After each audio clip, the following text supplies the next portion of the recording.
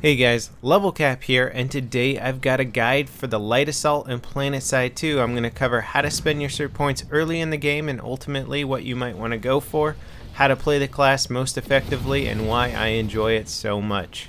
So first of all, why is the Light Assault so awesome? 2 words. Jump jets. This guy can fly around anywhere, and in fact you can upgrade those jump jets so you can fly to even higher and harder to reach locations.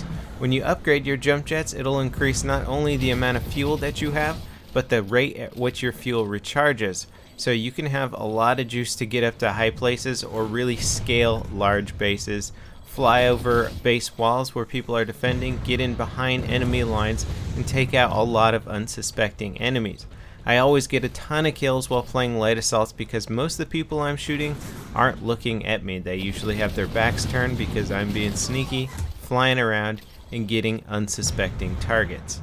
So let's talk about where you might want to put your cert points early on with the light assault. Now the light assault has a suit slot which offers things like the adrenaline pump, advanced shield capacitor, flak armor, grenades, nanoweave armor, and an ammunition belt. Now, early on, because some of the cert points are so cheap, I recommend going for something like the nanoweave armor level 1 or advanced shield capacitor level 1. I've been using the advanced shield capacitor quite a bit just because the nature of this class often has me do short little engagements and then I jet away real quick. Sometimes I'll take a bit of shield damage in that period of time, and using the advanced shield capacitor will allow me to recharge that shield very quickly and re-engage enemies. Now that I've been playing the class a bit more, I realize that while playing the light assault, I stay alive a lot longer. I'm able to sort of come in from routes that the enemy is not expecting, not take any damage usually, and get a lot of kills. I tear through a huge amount of ammo doing so, and you're never around engineers because, well, engineers can't scale buildings the way you can, so you usually get in behind enemy lines all by yourself or at least with other light assaults, and then you run out of ammo. I can't tell you how many times I've run out of ammo with my primary weapon completely, switched over to my secondary, got a few more kills, ran out completely, and then just sort of went in for a few knife kills or tried to retreat all the way back to the main group of people and get some more ammo. That makes me want to put some points into the ammunition belt. The problem is the guys over at SOE think that they should make the ammunition belt insanely expensive because they don't want the engineer class to become useless. Now personally, I think they're going about this the wrong way. I think they should just make engineers more fun to play rather than restricting ammunition capacities for all the classes. But then again, that's an argument for another day. So currently the ammunition belt, the first level, just for one more stinking magazine, that's 30 extra rounds with this gun, it's going to cost you 150 cert points. The second level is going to cost you another 200 cert points. Third level, 400. It's absolutely crazy, but I'm literally thinking about sinking some points into it just because of how fast I run out of ammo. So to summarize the suit slot upgrades, I would recommend early on in the game when you don't have a lot of cert points to spend to put a few into either nanoweave armor or your advanced shield capacitor. Play with that for a while, and then when you get more of your classes leveled up and you have some cert points left over to really spend on stuff, then you might want to think about upgrading that ammunition belt if you've really got your game down and you find that you're running out of ammo. Now some classes have ability slots that are really hard to choose between. The heavy assault doesn't exactly make it easy to figure out which shield to pick. However, with the light assault, when it comes to jump jets, you either have traditional jump jets, which you can upgrade and just make better, or you can switch over to drifter jump jets.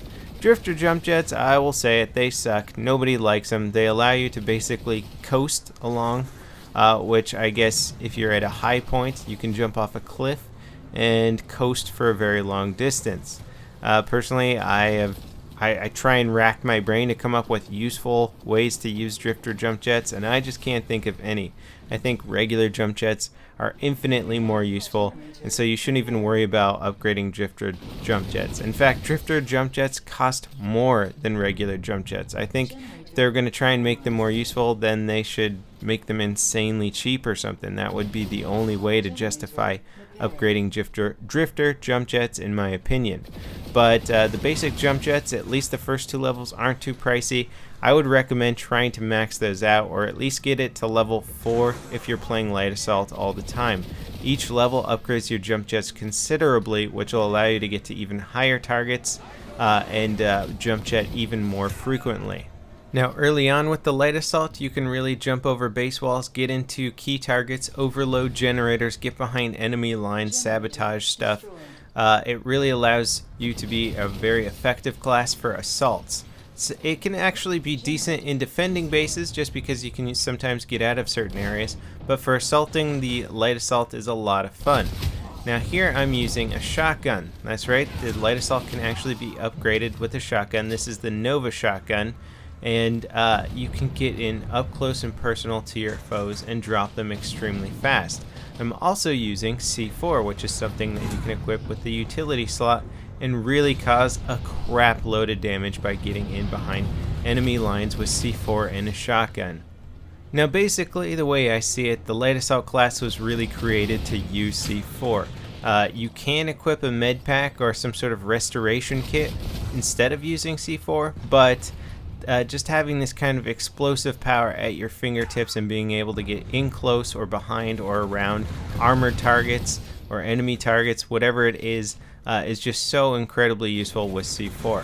When you start off with upgrading C4, it's going to cost you 200 cert points just to unlock the ability to carry one thing of C4. And then on top of that, C4 itself is actually very expensive. It's going to cost you 100 of the infantry resource points just to buy one. So it's going to take you a while to build up your reserves of C4. A cool thing about it though is that it does absolutely devastating damage to maxes and gives you a really good way to take them out effectively.